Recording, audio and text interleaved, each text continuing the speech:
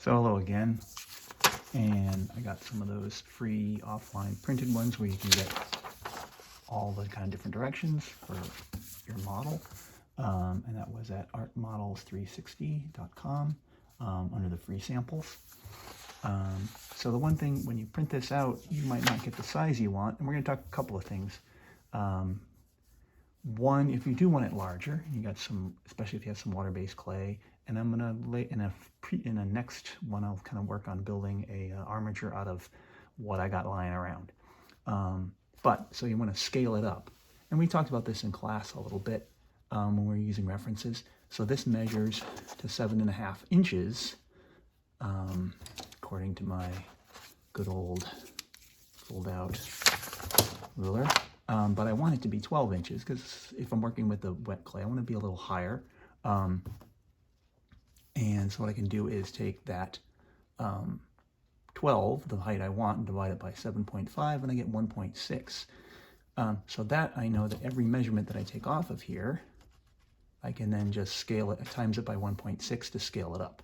Pretty simple, but kind of time consuming. What I would suggest is kind of going through and kind of measuring them and kind of calculating that and make little notes.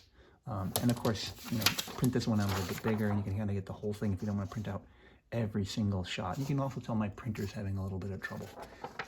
Anyway, but you may also want to work small, or depending on the type of clay you got in my hands.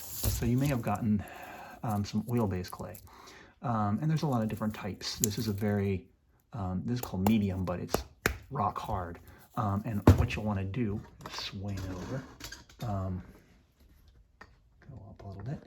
You can, I hope this light works, use a lamp to kind of warm up the stuff, and then it becomes soft. Be careful. I would suggest not putting it in a microwave. It tends to warm from the inside, and you're going to make your microwaves kind of nasty clay mess. But I mean, if that's what you got, go for it. But don't eat out of the microwave.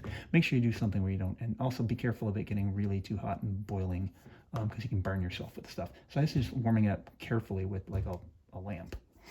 Anyway. You also, I showed you some tools previously. Nice move. So you can make smaller ones. An X-Acto blade works really well to carve into this stuff with, as well as making some smaller kind of loop tools and little sharpened tools like that, and tape tools and stuff. And you can also work with, you know, if you have some armature wire, you can build yourself an armature based off of that. This is a little thick for this size. It gets really hard to move. If you get into that small, you could probably just go with using it a little lighter.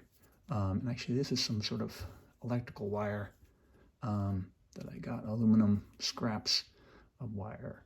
But anyway, it doesn't have to be aluminum sculpting wire. You could find some different types of copper wire will work. It oxidizes quite a bit.